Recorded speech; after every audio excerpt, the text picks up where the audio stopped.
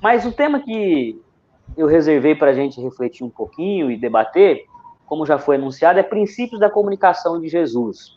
Eu quero abrir um texto para que a gente tenha como ponto de partida para a nossa reflexão, Mateus capítulo 7, versículos 28 e 29.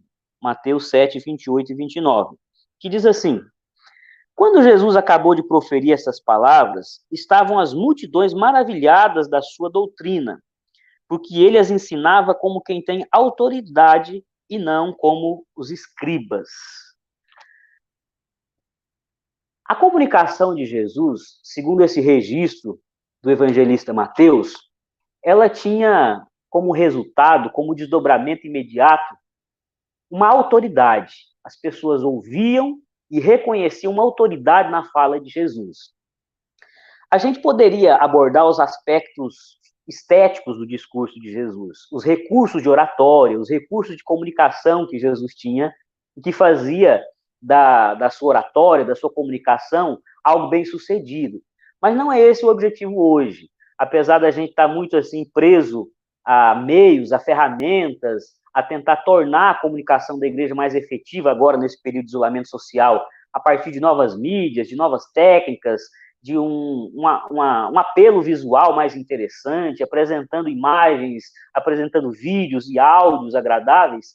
O objetivo nessa noite não é refletir com vocês sobre a estética do discurso de Jesus, os recursos de oratória que ele usava. Poderíamos falar, ele falava por meio de parábolas. Muitos estudiosos do Novo Testamento dizem que a modalidade de parábola que Jesus usava é algo inédito, é algo vanguardista. Ele usava de muitos recursos de metáforas da vida do povo. Nós não vamos entrar nesses recursos estéticos de linguagem e de discurso de Jesus. Eu quero conversar sobre princípios. Eu quero falar sobre alguns princípios que norteavam o conteúdo da fala de Jesus. É sobre isso que nós temos que refletir nesses dias. E por quê? Porque é gritante, é algo assim muito explícito, que existe uma comunicação no nosso tempo que é agressiva, que é truculenta, existe uma comunicação que ela é bem próxima da violência verbal e simbólica. E a igreja precisa estar atenta a essa comunicação que não é própria do Evangelho de Cristo. A igreja está atenta a esse modo de falar das coisas de Deus, da espiritualidade, da fé, da doutrina, dos elementos que são próprios da fé cristã, sem que caiamos nesse discurso truculento, nesse discurso sisudo, agressivo. Essa não é a dinâmica que Jesus usou para comunicar as boas novas de salvação. E outros princípios de comunicação que norteavam a sua fala. E eram princípios eficazes, de tal forma que, como eu li aqui no texto, aqueles que ouviram o mais belo sermão que já foi pregado na história da humanidade, chamado Sermão do Monte, esses que ouviram saíram com o sentimento, com o parecer, de que a sua fala era uma fala de autoridade. Aquilo que ele falava era acolhido, caía no coração dos ouvintes. Foi um sermão lindo, um sermão rico em conteúdo, mas que foi norteado por alguns princípios de comunicação que eu quero desenvolver com vocês nessa noite, para que possamos demarcar bem o modo como a igreja tem que comunicar a palavra de Deus, tem que testemunhar do Evangelho de Cristo, tem que levar as boas novas de salvação, que é muito distinta do modelo de comunicação que o mundo hoje tem e que na época de Jesus também existia. Tanto que o escritor bíblico, o evangelista Mateus, ele estabelece uma comparação entre a comunicação de Jesus e os escribas. Ele registra que os ouvintes do sermão de Jesus disse, olha, é muito diferente do que os escribas nos traz. existe uma comparação imediata entre aquilo que Jesus propunha enquanto fala e aquilo que os escribas da época estabeleciam. Os escribas eram estudiosos da lei e que se atinham a repetir, a repassar a tradição. Eles iam para a tradição, eles se valiam da tradição pela própria tradição. Não havia nenhum outro objetivo que não apenas fixar e apenas passar para frente a tradição religiosa israelita. E quando Jesus falou, não. Existia novidade, existia alguma coisa que comunicava direto com a vida das pessoas e logo eles receberam a fala de Jesus com muita autoridade. Eu quero conversar com vocês um pouquinho para a gente demarcar a diferença da fala de Jesus e da fala dos religiosos da época dele, e mesmo dos religiosos da nossa época. Eu quero separar apenas 3 princípios para a gente refletir. O primeiro princípio que norteava a comunicação de Jesus é o princípio da verdade. Quando Jesus fala e a comunidade acolhe a palavra de Jesus, ela acolhe porque está contida na fala de Jesus a verdade. A verdade teológica, a verdade eterna, a verdade que não caduca, que não tem prazo de validade, a verdade que é a vontade de Deus estabelecida para a humanidade em todos os tempos, em todas as eras. Jesus trabalhava com essa ideia, com esse conceito de verdade. Isso é próprio da religião. A religião sempre vai, quando for comunicar a sua mensagem, vai comunicar a partir desse ponto, a partir desse lugar, da verdade. E Jesus também lançou mão dessa comunicação em torno de axiomas, de verdades eternas, verdades que vêm do coração de Deus para a humanidade.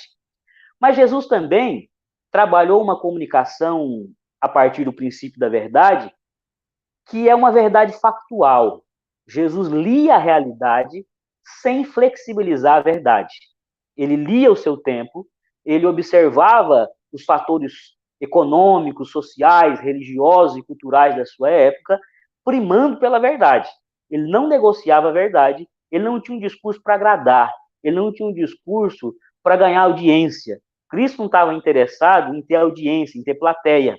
Ele, quando trazia a verdade da parte de Deus para a realidade, ele tanto tinha um compromisso com a verdade vertical, quanto ele tinha um compromisso com a verdade horizontal.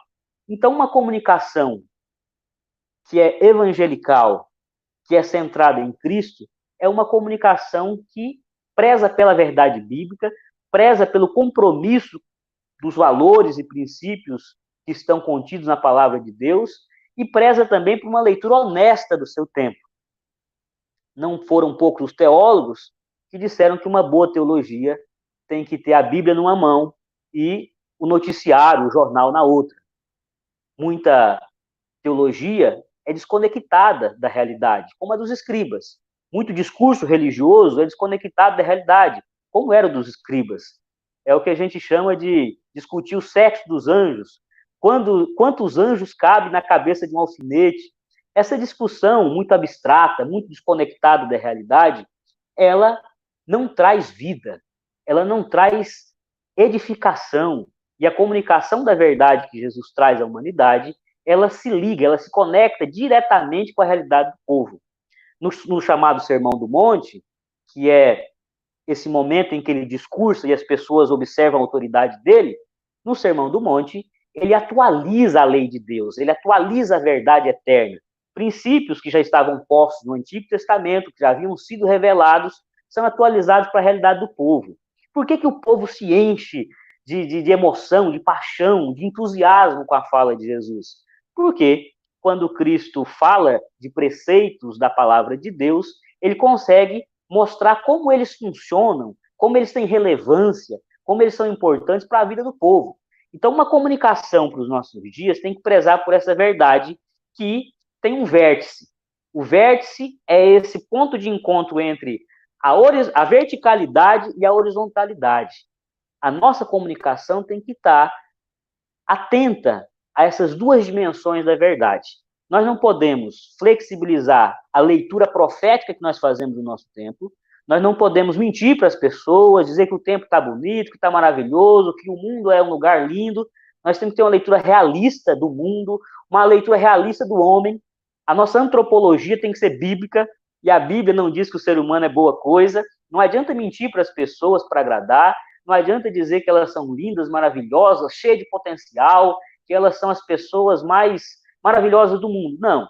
É preciso fazer uma leitura realista da condição humana e uma leitura realista das relações socioeconômicas e políticas que o ser humano está inserido. Jesus, ele não falsificou a verdade eterna e não falsificou a leitura da sua realidade. Ele fez uma leitura correta, dura da religião da sua época. As suas críticas, as suas falas mais indignadas foram direcionadas para a religião do seu tempo, para a espiritualidade do seu tempo. Então, a comunicação dele, em nenhum momento, aliviou para estar bem com autoridades, para fazer alianças espúrias, para, de algum modo, poder sentar à mesa com os poderosos e com os palacianos do seu tempo. Cristo, ele pura e simplesmente falava o que ele via a partir dos óculos da sua fé, a partir dos óculos da sua espiritualidade, a partir dos óculos da revelação que vinha da parte do Pai. É isso que a igreja tem que entender. Nós vivemos um tempo em que as chamadas fake news estão na moda. Nós vivemos um tempo em que a verdade é uma coisa muito relativizada, ela é uma questão de conveniência. Eu falo a verdade, eu me apego à verdade quando é conveniente para mim, para o meu grupo, para o lugar que eu me filio, para a ideologia que eu faço parte. É preciso ter um apreço pela verdade. A igreja tem que ser profética na sua leitura da realidade. A igreja tem que ser fiel no seu compromisso em proclamar as verdades eternas do Evangelho, doa quem doer. A igreja não pode tornar o Evangelho de Cristo mais palatável. O Evangelho de Cristo não pode ser, de algum modo, transformado numa coisa mais aceitável para ser pregado. Um erro que é muito comum na comunicação da igreja contemporânea é transformar o cristianismo numa espécie de autoajuda, para que as pessoas fiquem mais curiosas de querer ouvir palavras e pregações e palestras, transformam a pregação do evangelho radical do Cristo numa espécie de autoajuda. Cristo vira um psicólogo, um guru, e o evangelho vira um divã, onde as pessoas deitam para sentir um pouco de paz, para relaxar, para curar os seus traumas. É óbvio que o evangelho e a fé cristã têm um caráter terapêutico, curativo. Eu creio que uma experiência com Cristo, ela cura o ser humano. Todavia, o nosso Senhor não é um mero psicólogo, um mero guru, alguém que está aqui para acalmar sentimentos. O Senhor nos trouxe palavras muito incisivas. O Senhor veio para trazer uma certa angústia ao nosso coração. Aquele que é fiel às verdades eternas e aquele que faz uma leitura correta da sua realidade é angustiado por natureza, porque nós contemplamos a perfeição do que Deus criou, do que Deus prepara para nós escatologicamente, no porvir, do reino vindouro, e ao mesmo tempo enxergamos esse mundo cheio de injustiça, cheio de maldade, cheio de depravação, cheio de coisas que não condizem com a vontade de Deus. A comunicação de Jesus, ela era eficaz porque ele era fiel, ele era apegado à verdade, tanto a verdade teológica, a verdade eterna, quanto a verdade factual. A igreja precisa ter esse apego à verdade, na sua prática missionária, na sua ação no mundo, mas também nas suas relações mais íntimas. Uma família precisa ser edificada sobre a verdade. Nós não podemos conceber que uma família vai crescer, vai se consolidar em cima de mentiras. Uma família não pode viver um pacto de mentira, um pacto de mediocridade. Pai, mãe, esposa, filho, vivendo num ambiente onde não tem os preceitos do evangelho, não tem relacionamentos sadios, tudo é varrido para debaixo do tapete, não tem cura. A verdade, tanto eterna quanto factual, é um convite à confissão. Aqueles que lidam com seriedade, com a revelação eterna, com a verdade eterna, e aqueles que são honestos com a sua vida, com seus relacionamentos, são naturalmente impulsionados à confissão. E a confissão é o ponto de partida para a cura. A confissão é o ponto de partida para a ressignificação da vida. Quando a gente confessa, quando a gente coloca diante de Deus, a gente dá oportunidade para que o Pai possa nos reconstruir. Portanto, irmãos e irmãs, uma comunicação do Evangelho, um princípio de comunicação do Evangelho que atinja a minha vida pessoal, a minha missão, o meu ministério, os meus relacionamentos, é uma comunicação a partir da verdade. E hoje, como nunca, a igreja precisa retornar para esse seu pacto, para esse seu compromisso, para essa sua fidelidade com o Evangelho de Cristo. Um Evangelho genuíno, não um Evangelho adulterado, um Evangelho que tenha correspondência com Jesus Cristo de Nazaré, e não um Evangelho que é falsificado para os interesses institucionais, para os interesses de uma igreja que é muito mercadológica, que mercadeja a fé, uma igreja contemporânea que está muito próxima de um balcão de negócios religiosos. A igreja precisa ter compromisso com a verdade para ser relevante. Do contrário, as pessoas não irão enxergar mais autoridade na fala da igreja. Recentemente, um amigo, eu acho que eu estou me alongando, ainda temos mais 2 princípios. Recentemente, um amigo que é representante comercial, ele representa grandes marcas, e uma dessas marcas contratou um palestrante renomado no Brasil, um palestrante que dá aula sobre vendas, e ele, sabendo que eu estou meio de bobeira na quarentena, me mandou o link dessa palestra, uma palestra fechada, mas de posse do link eu consegui assistir a palestra.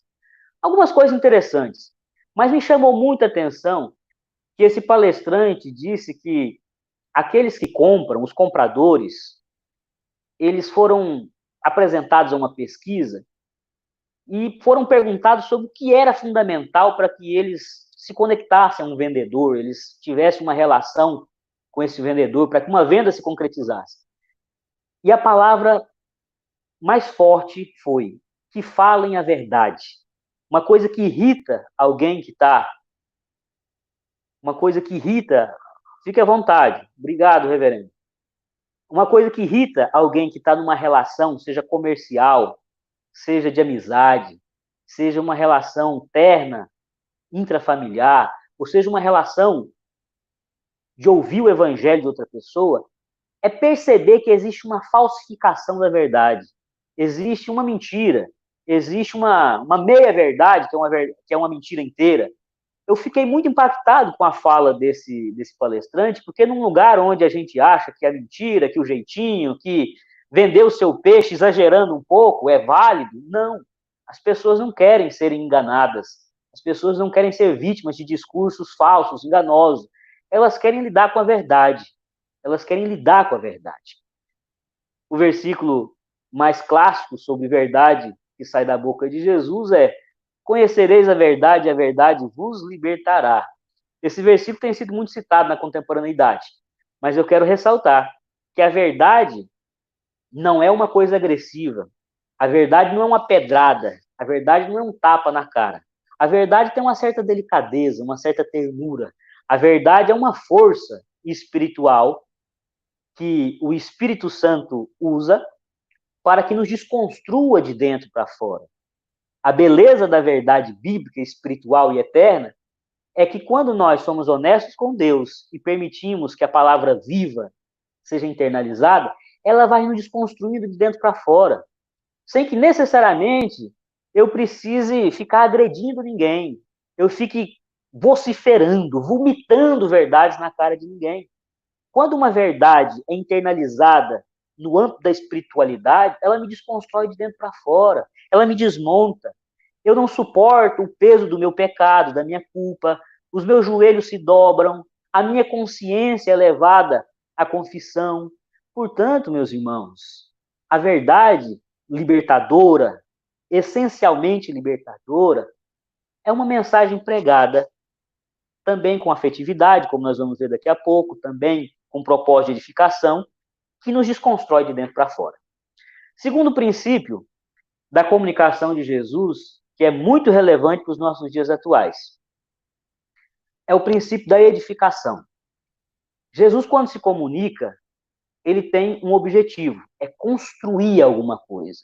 É construir uma nova realidade humana, uma nova realidade social, uma nova ordem social, que é o reino de Deus, é construir um novo ser humano, nova criatura, regenerado, recriado na humanidade dele.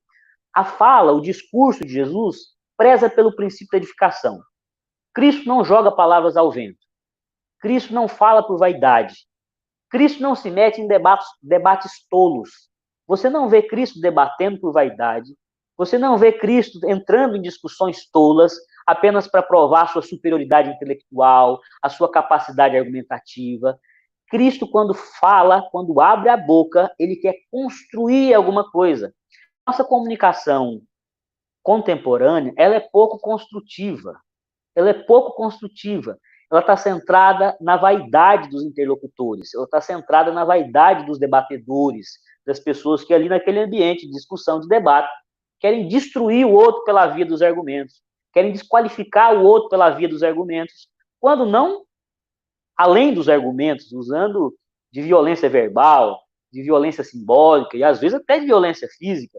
A comunicação atual, ela caiu na esparrela da violência, da agressividade, porque as pessoas não querem construir alguma coisa. Jesus, quando desce do monte, depois desse sermão belíssimo, ele já está ali com as bases do seu reino lançadas. Os fundamentos do reino de Deus, daquilo que iria colocar de pé o movimento mais dinâmico e revolucionário da história, foram lançados ali naquele sermão. Naquele sermão, Cristo comunica verdades que vão construir as bases do seu reino. Alguém já disse que se Cristo não tivesse dito mais nada, se a gente tivesse só o Sermão do Monte, já seria suficiente para a gente ser a igreja que Deus quer que sejamos, para sermos os crentes, os cristãos, os discípulos que Deus quer que sejamos. Então, quando Cristo fala, ele não fala por mera retórica, ele não fala por vaidade, ele não fala para enganar, ele não fala para iludir, ele não fala para ter audiência, ele fala porque quer construir. E a pergunta que eu faço para você é: qual o propósito da maioria das suas conversas? Quando você senta para compartilhar a sua fé, o que você quer? Você quer mostrar a superioridade da sua fé? Você quer mostrar que a sua igreja é melhor do que a do outro? Você quer exaltar a sua instituição? Você quer exaltar o ramo da tradição cristã que você faz parte? Qual o propósito? A comunicação hoje, ela está muito centrada numa instituição, é um pregador que quer exaltar as virtudes pessoais, as qualidades iluminadas que ele tem, é uma igreja que quer mostrar que ela é melhor do que a outra, porque tem uma igreja em cada esquina. Cristo queria construir novos seres humanos a partir da verdade eterna. Cristo queria construir novos relacionamentos a partir de princípios diferentes. Então, quando as pessoas veem que Cristo é um construtor, que ele está construindo novas realidades interiores, exteriores, sociais, as pessoas dizem: esse homem tem autoridade. O escriba, que é a referência citada no texto, o paralelo que é feito entre Jesus, o escriba não queria construir nada. Ele evocava a tradição pela própria tradição. Era um zelo pobre, vazio da tradição. A igreja tem que tomar esse cuidado. Eu vejo muita gente, a sã doutrina, temos que zelar pela sã doutrina, temos que zelar por uma doutrina muito precisa, muito próxima da tradição reformada. Eu amo a teologia, eu amo doutrina, eu leio muito sobre teologia sistemática, eu gosto de ter um discurso sempre muito bem afinado, com uma teologia sadia, saudável, reformada, mas isso tem que ter um objetivo de construir. É só vaidade? É só para dizer, a presbiteriana tem doutrina boa, como eu já ouvi várias vezes? Não, é porque eu quero construir novas histórias, eu quero ressignificar pessoas, eu quero ressignificar relacionamentos, eu quero ressignificar uma comunidade de fé. É isso que Cristo fez. Então, a nossa comunicação tem que ter esse objetivo de construir. Como é que está a comunicação na sua casa? Os seus bate-papos com sua esposa, com seus filhos, ou com seu esposo, com seus filhos, como é que é?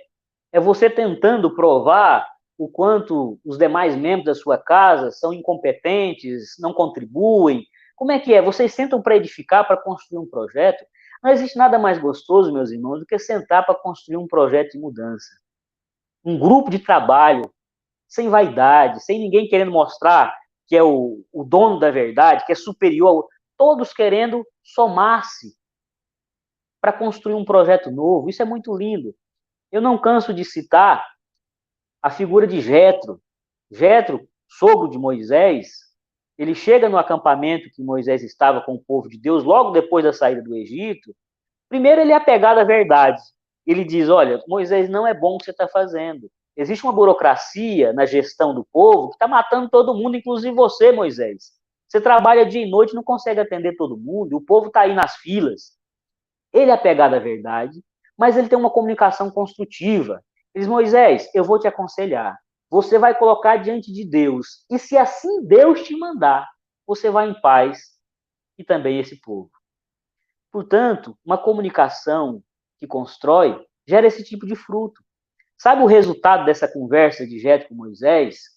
Jetro deu uma ideia de descentralização de poder e de decisão que se tornou o modo de governo do povo de Deus até que o primeiro rei fosse ungido em Israel e fosse dado início à monarquia.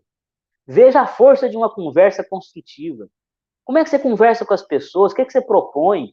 As suas falas são propositivas no sentido de querer buscar soluções, procurar caminhos para a sua igreja, para a sua família. A comunicação nossa, enquanto servos, discípulos, testemunhas de Cristo, tem que ter esse objetivo de construir. A comunicação de Jesus, ela também era afetiva. Esse é o terceiro princípio da comunicação de Jesus, uma comunicação afetiva. Era verdadeira? Era. Era construtiva? Era. Cristo queria construir? Queria. Mas ele não era um pragmático que saía passando por cima de todo mundo para colocar de pé um projeto. Ele não era um trator, ele não era um líder insensível que saía dando ordens e usando as pessoas e coisificando as pessoas. Ele era afetivo, ele era humano na sua comunicação. Ele, quando comunicava a vontade de Deus, ele tinha total empatia com os que sofrem. Ele tinha total empatia com as demandas, com as dores das pessoas do seu tempo.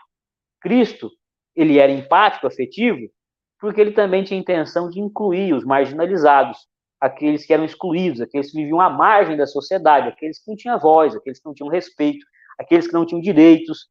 Cristo era afetivo na sua comunicação, porque a comunicação dele acolhia, a comunicação dele trazia para perto. As pessoas sentiam o desejo de estarem aninhadas junto de Jesus. A passagem mais emblemática, onde Cristo demonstra a sua empatia pelo próximo e o seu desejo de incluir pessoas, é aquela onde ele faz o convite mais terno, mais lindo do Evangelho. Vinde a mim, todos vós que estáis cansados e sobrecarregados, e eu vos aliviarei. Aprendei de mim, que sou manso e humilde de coração. Cristo era terno no seu discurso, na sua fala. As falas mais inflamadas de Cristo são pontuais no exercício da sua voz profética, quando ele está tecendo críticas à religião do seu tempo, ao uso bastante mau caráter que se fazia da religião na sua época. Mas, no mais das vezes, a fala de Jesus era terna, era de acolhimento. No próprio Sermão do Monte, ele fala: olha, não fiquem preocupados com o que vocês vão comer, com o que vocês vão vestir. Olhe para os lírios do campo, olhe para os pássaros. Veja a afetividade e a ternura que existe nessas metáforas. O nosso Senhor é afetivo. Me traz estranheza quando eu vejo um pregador achando que a palavra de Deus é ser pregada com violência. Um tempo atrás eu estava ouvindo um desses grandes pregadores de televisão e ele dizia: segure agora, que agora eu vou arrebentar vocês. Se prepare, que agora esse ponto do sermão vai ser uma pedra em vocês. Uma agressividade, pessoas que pregam e ficam transtornadas, ficam assim absolutamente enraivecidas nas suas feições. O Evangelho de Cristo é uma mensagem tão linda, mesmo na sua porção desafiadora, mesmo na sua porção disciplinadora, é uma mensagem terna, é uma mensagem afetiva. E Cristo conseguia passar isso para as pessoas. Não era frio. O escriba era um reprodutor frio de verdades, de tradição. Cristo não. Cristo tinha preocupação, era com a vida das pessoas, com a mulher, com o órfão, com a viúva, com o deficiente físico. Cristo tinha preocupação e empatia com as pessoas. A igreja precisa ter empatia com as pessoas para ter autoridade na sua fala, na sua comunicação. Estamos perdendo a autoridade porque estamos tendo uma fala desamorosa. Estamos tendo muitas falas agressivas. Estamos comprando, estamos incorporando um discurso agressivo que não é da Igreja de Cristo, não é dos discípulos de Jesus. Nós discordamos, nós confrontamos, mas sempre com amor, com ternura, com afetividade. Cristo fazia isso. Cristo era um homem que não negociava a verdade, mas a sua comunicação era rica de afetos. Me preocupa muito os caminhos da comunicação da igreja, o modo como nós transmitimos o evangelho. Me preocupa muito que nós estamos nos distanciando de uma comunicação cristocêntrica, estamos muitas vezes numa comunicação de resultado, pragmática, visando apenas inchar a igreja, ter resultados numéricos, quantitativos. Me preocupa que nós estamos nos afastando da fidelidade ao evangelho de Cristo. Me preocupa que a nossa comunicação nem sempre tem a ternura que faz com que as pessoas queiram ser acolhidas e abraçadas por Jesus através de nós. A comunicação da igreja é um ponto a ser observado com muita urgência. Mas não é comprar novas câmeras, não é investir em materiais de filmagem, não é comprar horário em rádio e televisão. Certa vez uma irmã disse, pastor, eu acho que eu sei por que nossa igreja não cresce mais. Nós não temos um programa de televisão. Eu disse, minha irmã, nós não temos nem dinheiro, e nem o seu pastor, que sou eu, tem cacuete de apresentador de televisão. Não se trata de sofisticar os meios de comunicação, se trata de retornar a princípio de comunicação que nortearam a fala de Jesus, de maneira tal que as pessoas ouviam e diziam, não tem ninguém que fala como ele. Não tem ninguém que se revista da autoridade que ele tem. O que ele fala vem de Deus para as nossas vidas. Amém? Que Deus nos abençoe. Possamos viver e praticar a comunicação de Jesus. Perdão por ter falado demais, viu, pastor Neto?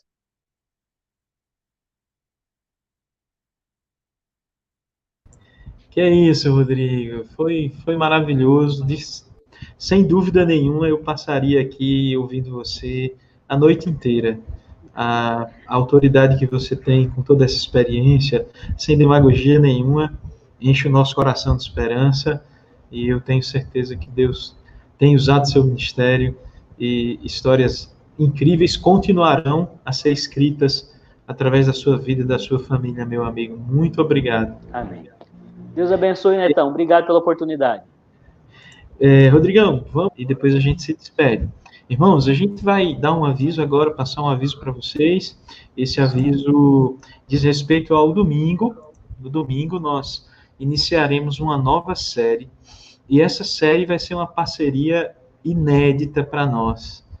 Essa série ela tem como título Olhares e ela vai ser em parceria com 4 igrejas. A primeira IPI do Recife, a Igreja Mosaico, a comunidade Mosaico da IPI em Pombal, a comunidade da IPI em Vera Cruz, a IPI de Vera Cruz, e a comunidade que está sendo plantada em Natal, no Rio Grande do Norte, a comunidade Farol, o missionário Jaime, o pastor Bruno e o missionário Gleidson, que vão estar colaborando, construindo junto essa série de mensagens. E eu tenho certeza que vai ser muito especial.